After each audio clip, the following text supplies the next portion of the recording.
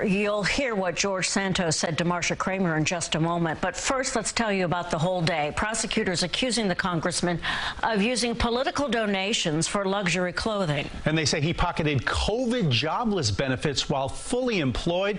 The Long Island Republican pleaded not guilty to criminal charges today, 13 of them. In a moment, Marsha Kramer breaks down the indictment. But we begin with CBS 2's Jennifer McLogan live outside the courthouse in Central Islip. Jennifer.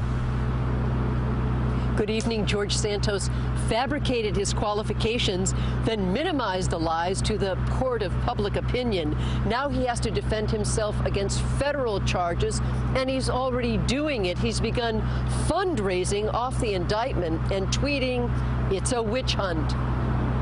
Throngs hung on his every word. The embattled Long Island Congressman George Anthony DeVolder Santos, who admitted a web of lies got him elected, bucked calls to give up the seat he won as a result, now answering federal criminal charges. Now I'm going to have to go and fight to defend myself. The reality is it's a witch hunt, because it makes no sense that in 4 months, 5 months, I'm indicted.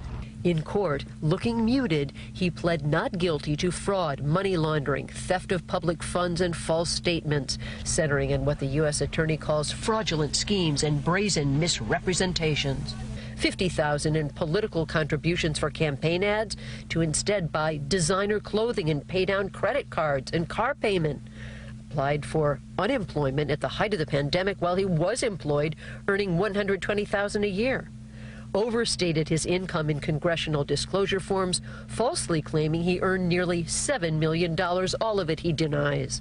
I think this is about innocent until proven guilty. This starts. I have my right to fight to prove my innocence, as the government has the right to fight to try to find me guilty. Why did they elect him? Why? I feel sorry for him. How many times are you going to fool voters? Constituents shared relief on social media. We're finally feeling heard in the third, wrote one, calling the indictment karma.